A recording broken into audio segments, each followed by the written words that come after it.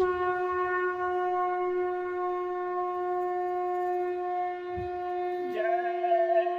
गुरुदेव। जय गुरुदेव।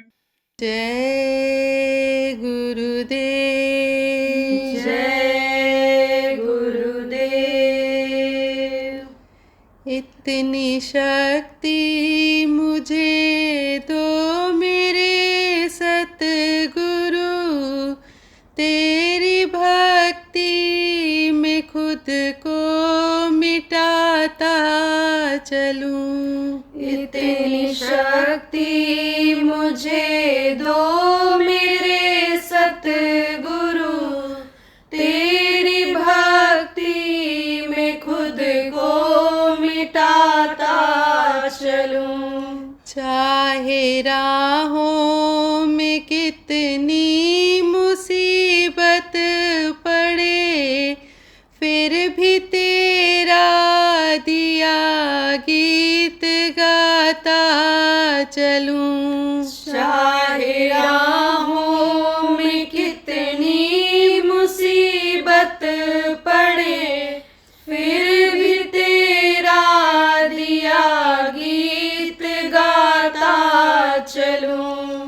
नाव बोझिल मेरे पूर्व के पाप से, सो न जाऊं यही गम सताता मुझे। नाव बोझिल मेरे पूर्व के पाप से, सो न जाऊं यही गम सताता मुझे।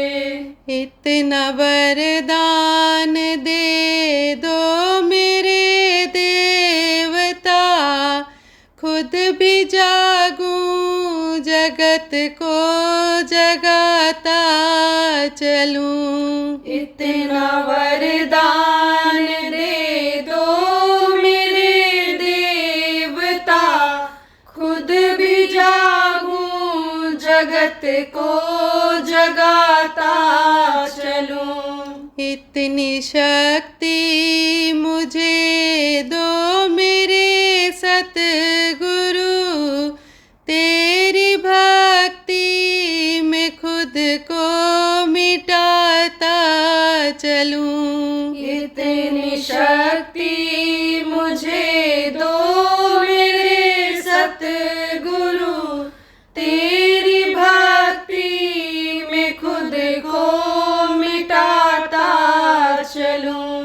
चाह मुझको नहीं धर्म की अर्थ की, काम व मोक्ष की भी जरूरत नहीं। चाह मुझको नहीं धर्म की अर्थ की, काम व मोक्ष की भी जरूरत नहीं। धूल चरणों की मिलती रहे उम्र भर, तेरी महिमा निरंतर सुनाता चलूं। धूल चरणों की मिलती रहे उम्र भर, तेरी महिमा निरंतर सुनाता चलूं। इतनी शक्ति मुझे दो मेरे सतगुरु, तेरी भक्ति में खुद को मिटाता चलूं। इतनी शक्ति मुझे दो मेरे सतगुरु, तेरी भक्ति में खुद को मिटाता चलूं। मेरे जैसे अनेकों मिलेंगे तुम्हें, पर हमारे लिए तो तुम ही एक हो। मेरे जैसे अनेकों मिलेंगे तुम्हें,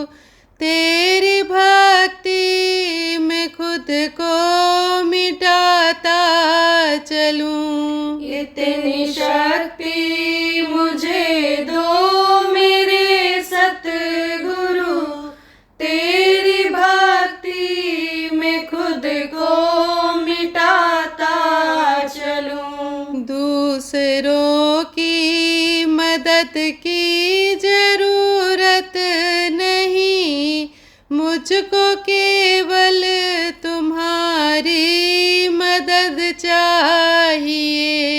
दूसरों की मदद की जरूरत नहीं, मुझको केवल तुम्हारी मदद चाहिए। लड़खड़ाए न मेरे कदम राह में, नाम का तेरे डंका बजाता चलूं। लड़खड़ाए न मेरे कदम राह में, नाम का तेरे डंका बजाता चलूं। इतनी शक्ति मुझे दो मेरे सतगुरु, तेरी भक्ति में खुद को मिटाता चलूं। इतनी शक्ति मुझे दो मेरे सतगुरु, तेरी भक्ति में खुद को मिटाता चलूं। गर किसी द्वार पर तेरा बंदा झुका, फर्क आएगा मालिक तेरे नाम पर। घर किसी द्वार पर तेरा बंदा झुका, फर्क आएगा मालिक तेरे नाम पर। मुझको गैरों के रिश्तों से क्या वास्ता, सिर्फ रिश्ता तुम्हारा निभाता चलूं। मुझको गैरों के रिश्तों से क्या वास्ता, सिर्फ रिश्ता तुम्हारा निभाता चलूं। इतनी शक्ति मुझे दो मेरे सतगुरु, तेरी भक्ति में खुद को मिटाता चलूं। इतनी शक्ति मुझे दो मेरे सतगुरु, तेरी भक्ति में खुद को मिटाता चलूं। चाहे राहों में कितनी मुसीबत पड़े, फिर भी तेरा दिया गीत गाता चलूं। चाहे राहों में कितनी मुसीबत पड़े, फिर भी तेरा दिया गीत गाता चलूं। फिर भी तेरा दिया गीत गाता चलूं। फिर भी तेरा दिया गीत गाता चलूं। जय गुरुदेव। जय गुरुदेव।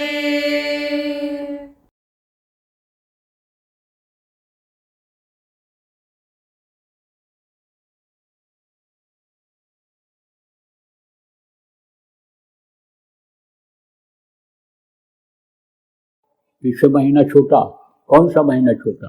पोष जिसको कहते हो। पोष का मतलब क्या होता है? पोष का मतलब पोष, कौन सा पोष? ब्रह्म और भूम का पोष।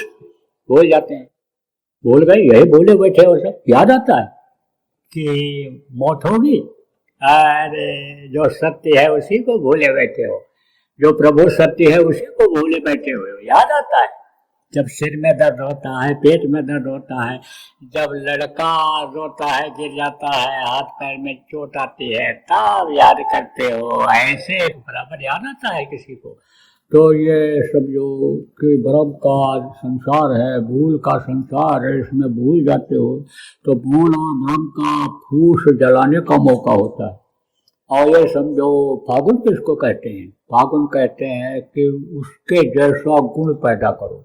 किसके जैसा गुण पैदा करो? प्रभु जैसा, क्योंकि प्रभु के अंश हो।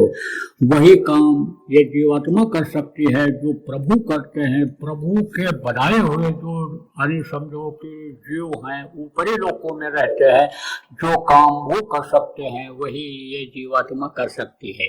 लेकिन जब उस पावर से जुड़ेगी, जब उस शक्ति से जुड़ेगी, तो वही काम ये भी कर सकती है। जैसे देखो ये बिजली का तार है, इसमें बाहर से देखो कुछ नहीं है, देखने में नहीं आता है। ये जो करंट होता है, करंट को आप देख सकते हो? नहीं देख सकते हो, लेकिन बल्ब जब जलाते लगा देते हो तो रोशनी कर देता है।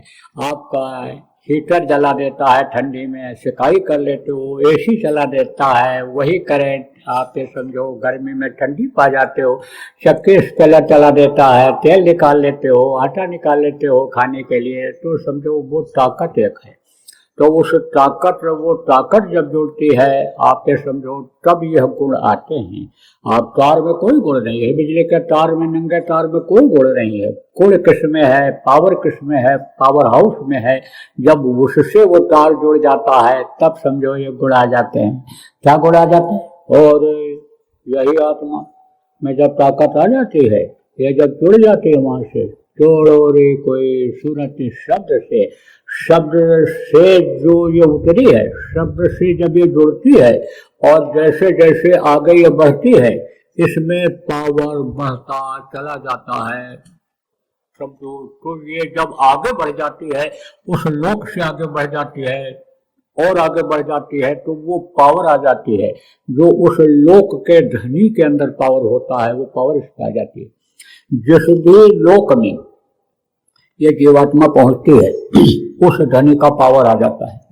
यहाँ तक कि समझो ये चक्रों का भेदन में आपको बताया गया। चक्रों को जो लोग रोकते हैं, गुदा चक्र जैसे पाखाने का मुकाम, इंद्रिय चक्र, ये पेशाब का मुकाम, आप ये समझो ये नाभि चक्र, यहाँ पर हृदय चक्र, ये कंठ चक्र, आप ये समझो ये चक्र है। आज्ञा चक्र है जहाँ पर ये जीवात्मा प्रभु के अंश बैठी हुई है। तो ये सब चक्र हैं। खट चक्र ही इस शरीर को चलाते हैं। तो ये जब चक्र को रोकते थे, प्राणों को खींचते थे नीचे से, और ये चक्र जब रुकते हैं, तब उन देवताओं की परछाई जो इन पर पड़ती है वो दिखाई पड़ते हैं, उनका दर्शन होता है, तो उनके अंदर जो पावर है वो मिल जाता है। मोटे तौर से आपको बताएं कि जैसे गुदा चक्र है, अब गुदा चक्र है तो गुदा चक्र रुका, अब उसमें 4 दल कमल हैं, उसमें शची और इंद्र पूरब कमलों में, पूरब में जो पंखुड़ी है पूरब की तरफ, उसमें बैठे हुए हैं। और मान लो उनका दर्शन हो गया, तो दर्शन हो गया तो इंद्र की ताकत आ जाती है। तो इंद्र की ताकत आ जाती है तो क्या करता है? चाहे जहाँ पानी बरसा दे, पानी जहाँ चाहे दे दे, पानी के पैक को बढ़ा दे। आए समझो जहाँ जिस नदी में पानी नहीं है, वो पानी दूसरी जगह से खींच करके ला करके उसमें बहा दे। आप ये समझो कुबेर भी बैठे हुए हैं वहीं पर, कुबेर की शक्ति आ जाती है। रिद्धि सिद्धि, ये जो है रिद्धि सिद्धि, ये कौन है? ये गणेश की सेविका है, समझ लो, देवी समझ लो उनकी। तो रिद्धि सिद्धि आ जाती हैं तो उसके पास किसी चीज की कमी नहीं रहती है। 10 रुपया दे दो तो 10 रुपया बराबर रहेगा ही रहेगा, बढ़ेगा ही बढ़ेगा, कम नहीं पड़ेगा, खत्म नहीं होगा, खत्म होगा तो फिर आ जाएगा। आप ये समझो आगे बढ़े, जब समझो इंद्रिय द्वार पर जब पहुंचे, वो जो चक्र है ब्रह्मा का स्थान है, वहां पर आप ये समझो कि गायत्री, सरस्वती, इनका दर्शन होता है। वहां पर आप ये समझो कि इनका दर्शन होता है। तो ये जो सरस्वती है, सरस्वती जो है कि जो ताकत है आ जाती है। सरस्वती कहते हैं कि अरिष्ट है कि सुने नहीं कि कविता बना दिया, सुने नहीं कि तुरंत जवाब दे दिया। विद्या पढ़ने में बहुत तेज है। देखो कुछ बच्चे ऐसे होते हैं जिन पर सरस्वती की एक तरह से कृपा ही होती है कि सुन लेते हैं, याद हो जाता है। हमारा एक रिश्तेदार का बच्चा समझो पढ़ता था, तो बताओ कहें कि एक लड़का हमारे कॉलेज में पढ़ता है, जो समझो नोट बनाता ही नहीं, लिखता ही नहीं, लेक्चर सुनता रहता है, किताब पढ़ लेता है, परीक्षा दे आता है, फर्स्ट क्लास पास होता है, अव्वल नंबर आता है, उसका डिस्टिंक्शन जिसको कहते हैं वो मिलता है। तो आप ये समझो कि उनका दिमाग बुद्धि तेज हो जाती है। परछाई देख लेते हैं, ये वो असली नहीं है, परछाई पड़ती है। आप ये देखो, जैसे आप अपना मोबाइल खोलते हो, दूसरे से बात करते हो, वीडियो कॉन्फ्रेंसिंग जिसको कहते हो, वो जब करते हो तो उसका फोटो दिखाई पड़ता है। तो ये देखिए, दिखाते हो ना, देख ये मामा है, मामा है, ये बेटा देख ये मामा है, ये देख नाना नाना है, ये नाना है, नाना को बोल दे, नमस्ते कर ले, प्रणाम कर ले, जय गुरुदेव बोल दे। ऐसे करते हो नहीं करते हो? लेकिन वो तो नहीं है। अरे वो तो फोटो है, वो तो स्क्रीन है, वो जब हट जाता है तो क्या रह जाता है? आप ये समझो वही, अरे जो शीशा होता है वही रह जाता है, प्लास्टिक लगा है उसके ऊपर तो वही रह जाता है, वो तो नहीं है। ऐसे ही है, पावर तो इससे भी आ जाती है, लेकिन वहाँ जब पहुँच जाता है साधक तो उनकी पूरी पावर आ जाती है। वो काम जो करते हैं आप ये समझो वही पावर आ जाती है। और ये समझो साधक बहुत से तो उसी में फंस जाते हैं। आप ये समझो कि जिनको काल भगवान कहा गया, उन्होंने अपना लोक इस तरह का बढ़िया बना रखा है, फिर साधक उसी में फंस जाता है कि यही सतलोक है। अरे मांग करके मसाला तो वहां से इसीलिए लाए थे, यही मांगा था, आप जैसा राजी हमको दे दो। तो बनाने में उन्होंने कोई कोर कसर नहीं रखी है, उसी तरह का बना दिया। अब वहां पहुंचने के बाद अरे सतयुग, अरे आप ये समझो कि सतलोक का सुख कोई आप समझो छोड़ना चाहेगा? उसी में जो फंस जाता है, उसी में फंस जाता है। वो तो जिन्होंने निशाना बना लिया है छोड़ेंगे नहीं, जिनको पकड़ा है, चाहे जहाँ तुम फंसोगे तुमको निकालूंगा। तो जब वो दिखाई पड़ जाते हैं वहीं पर पैर पटक देते, चुटकी बजा देते हैं, मुस्करा देते हैं, तब पता चलता है कि अरे हम कहाँ फंसे हुए। और क्या वादा मैंने किया था कि बाह आपका पकड़ लिया है तो अब छोड़ेंगे नहीं। आप ये समझो इसीलिए तो आप उंगली पकड़ते हो तो छोड़ देते हो, अब बाह पकड़ा देते हो तो बाह गए की लाज रखनी पड़ती है उनको, इसीलिए कहा जाता है उनको बाह पकड़ाओ। डोर उनके हाथ में अपनी दे दो, किसी चीज की इच्छा न रखो। आप ये समझो तन मन धन संतन को सर्वस्व कहा गया, सब आपका है, लेकिन आप कह तो देते हो, लेकिन वही रहता है कि कहते हुए भी मन उसमें आप लगाए रहते हो। और अगर आपका मन उधर से हट जाए कि जब ये कह दिया तो अब ये इन्हीं का हो गया, अब जाहि विधि राखे गुरु वही विधि रहिए। कहा गया ना, छाड़िए न हिम्मत बिसारिए न गुरु नाम, जाहि विधि राखे गुरु वही विधि रहिए। तो गुरु आपको छोड़ने वाले हैं? गुरु किसी को नहीं छोड़ते हैं, उनका तो काम ही यही है, इसी काम के लिए आए हैं।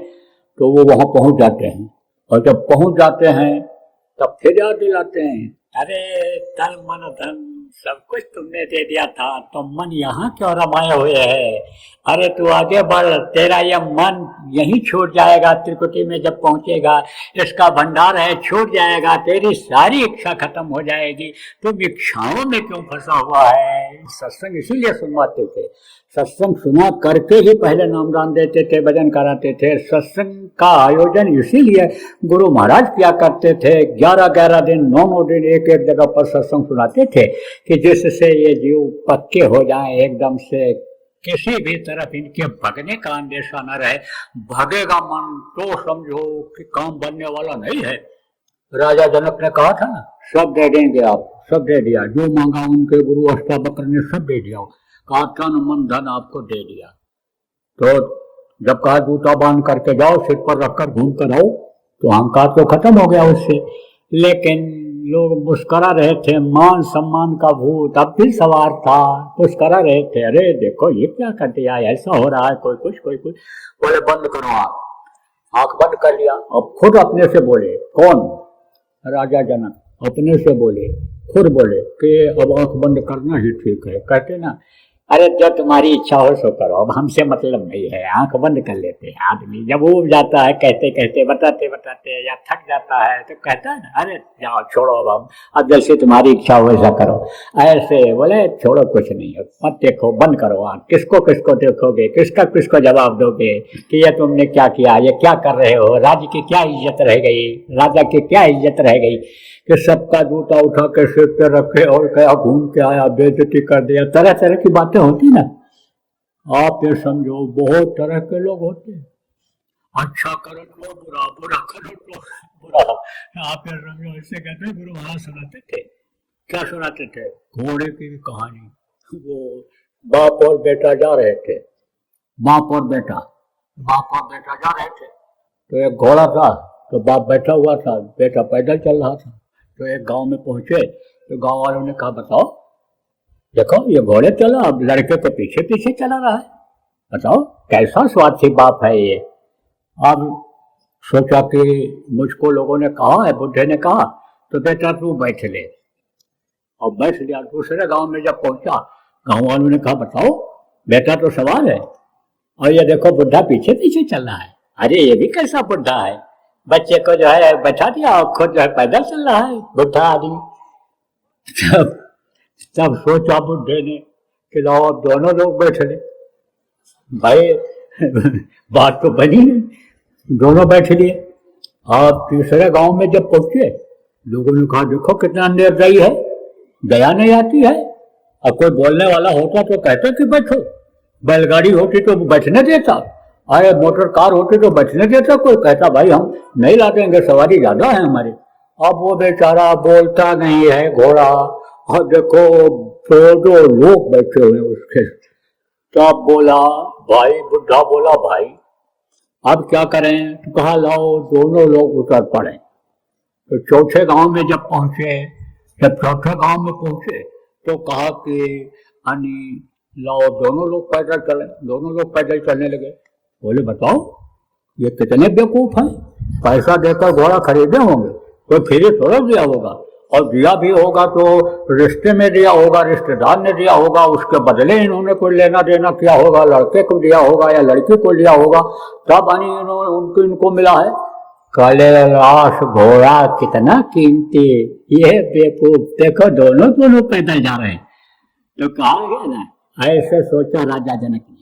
कहा भाई इनका तो काम है कहना, कहेंगे ये कहेंगे, तो मूंदो आंख कटो को नहीं, आंख बंद कर लो।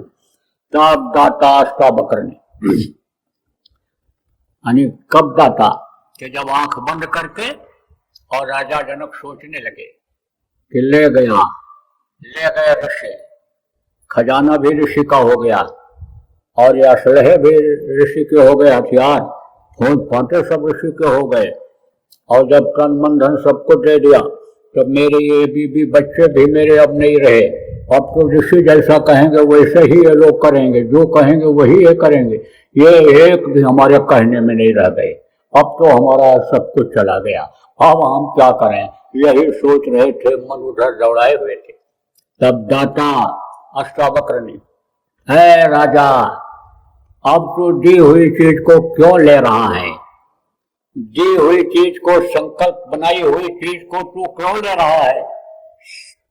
तूने कहा था तन मन धन सब दे दिया, संकल्प बनाया था तूने, तन मन धन सब दे दिया, अब मन को उधर क्यों ले जा रहा है? तन मेरा हो गया, मेरे कहने से तूने सेवा किया, जो मैं बोला मेरे आदेश का पालन किया, आदेश का पालन ही सेवा हुआ करती है, भक्ति हुआ करती है, भक्ति तो तूने तन से किया, धन में तेरा मन क्यों लगा हुआ है? अब वो मोह माया में तेरा मन क्यों लगा हुआ है? तो तू मन अब मेरी तरफ लगा, देख मेरी तरफ। तो जैसे देखा तो देखते ही कर्मों को उनके साफ कर दिया। वो इतनी तेज धार होती है संतों की दया की कि समझो कि लोहा क्या पत्थर क्या, यानी समझो कि यानी जो कड़ा रहेगा, यानी समझो कि वो क्या रहेगा, आप ये समझो कि उसको काट देने वाली ये धार रहती है। आप ये समझो कि हीरा किसको काटता है, हीरा यानी बड़े बड़े पत्थरों को काटता है, बड़ी तेज धार होती है। लोहे में हीरे का पानी वो करके कुछ सेट करते हैं, ऐसा कि मोटे मोटे पत्थरों को काटता है, समझा। उससे भी तेज धार संतों की होती है, और वो तो समझो कि करोड़ों मील लंबा जो आप ये समझो कि कर्मों का पहाड़ हो वो जला देते हैं अपने पावर के द्वारा, शक्ति के द्वारा। लेकिन सबका ऐसे नहीं हो सकता है, नहीं होता है। अभी समझो कि सब यही चिल्लाने लगे, मेरा काट दो, मेरा कर्म काट दो, मेरा कर्म काट दो। ऐसे नहीं, कुछ करना पड़ता है, उसको भी करना पड़ता है। सेहत में कोई चीज मिल जाए तो उसकी कोई कीमत लगाता है? मेहनत करके पसीना बहा करके जब नोट लेकर के आता है, संभाल कर रखता है, छिपा के रखता है। दान में मिल गया, चोरी से कम मेहनत किया, चोरी में ज्यादा माल मिल गया, तो उसको वो संभाल पाता है? नहीं संभाल पाता। तो मैं आपको बता रहा था कि अन्य समझो कि गुरु संभाल करते रहते हैं, गुरु वहां भी संभाल करते हैं, और जब संभाल करते हैं तो वादा उसको याद आ जाता है और फिर गुरु के साथ चल पड़ता है।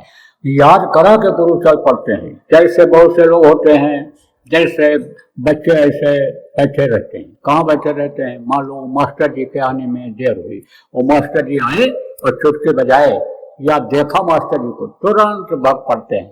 तो भाग पड़ते हैं, क्लास में जाते हैं, पढ़ने के लिए जाते हैं, पढ़ने के लिए जाते हैं।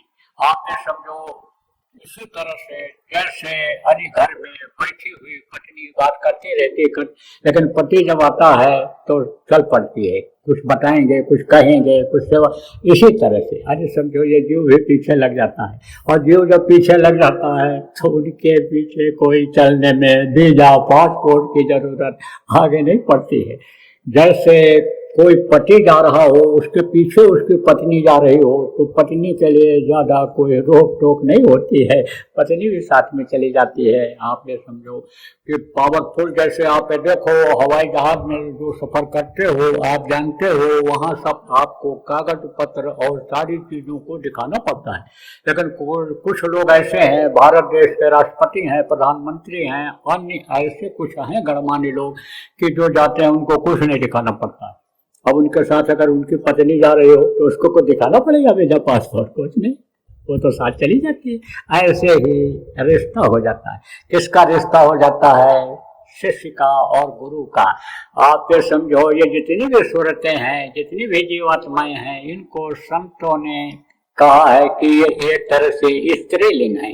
ये समझो पति कौन है? वो परमेश्वर, जिसको कहा उन्होंने पति परमेश्वर कहा, जिन्होंने पिता कहा परमेश्वर कहा, वो है। तो एक तरह से सगाई कर लेते हैं। सगाई किसको, शादी जिसको कहते हो, ब्याह जिसको कहते हो, तो वो छोड़ते नहीं है और उनके पीछे उनको जाने में कोई दिक्कत नहीं होती है। तो आपको समझने की जरूरत है। रंग तो तभी चढ़ेगा, कब चढ़ेगा? जब सदगुरु मिल जाएंगे, जब गुरु मिल जाएंगे। और गुरु जब मिल जाए तब रंग चढ़ाने में आपको संकोच नहीं करना चाहिए। लेकिन गुरु मिले और रंग आप चढ़ाने लग जाओ तो एक जब आपके ऊपर कर्मों का रंग चढ़ा हुआ है तो दोबारा वो रंग कैसे चढ़ेगा?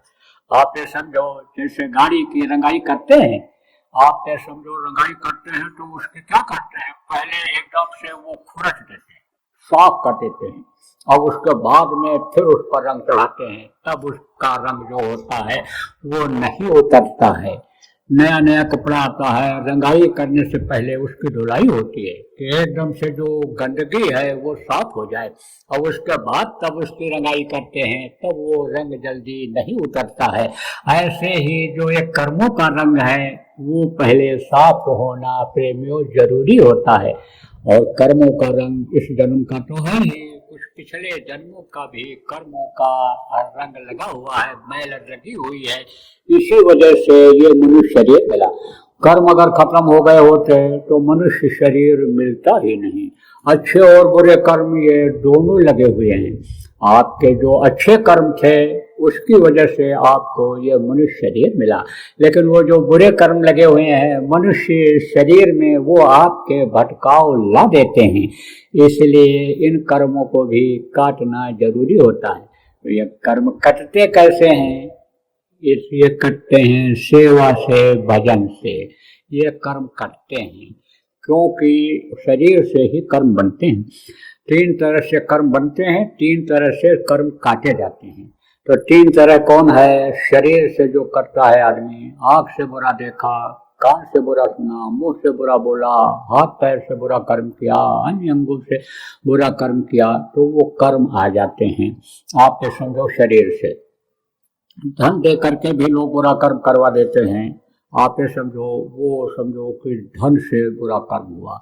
और मन लगा करके योजना बना देते हैं, मन लगा करके लोगों को प्रेरित कर देते हैं, तो मन से वो पाप लगता है। तो ये तीनों जो पाप होते हैं ये कैसे करते हैं? इन्हीं से करते हैं। आप ये समझो, शरीर से सेवा करके कर्म काटा जाता है, धन दे करके धर्म कर्म काटा जाता है, मन लगा करके सेवा किया जाता है, मन लगा करके प्रचार प्रसार किया जाता है, योजना बनाई जाती है, उससे ये कर्म कटते हैं। और कर्म जब तक नहीं कटेंगे तब तक समझो आप फंसे रहोगे, बुरे कर्म बन जाएंगे शरीर से तो नर्क जाना पड़ेगा।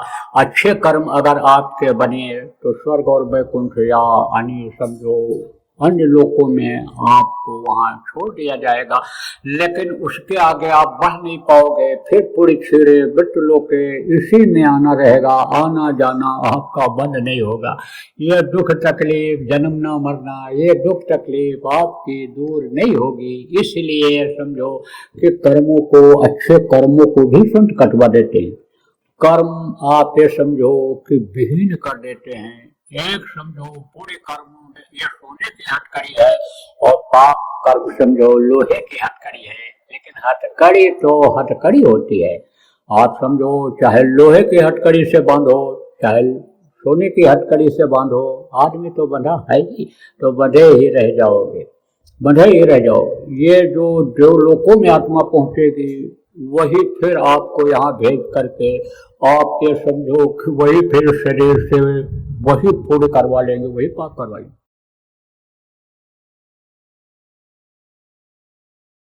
पहला चरण का समाप्त हो रहा है और दूसरे चरण की लोग तैयारी कर रहे हैं।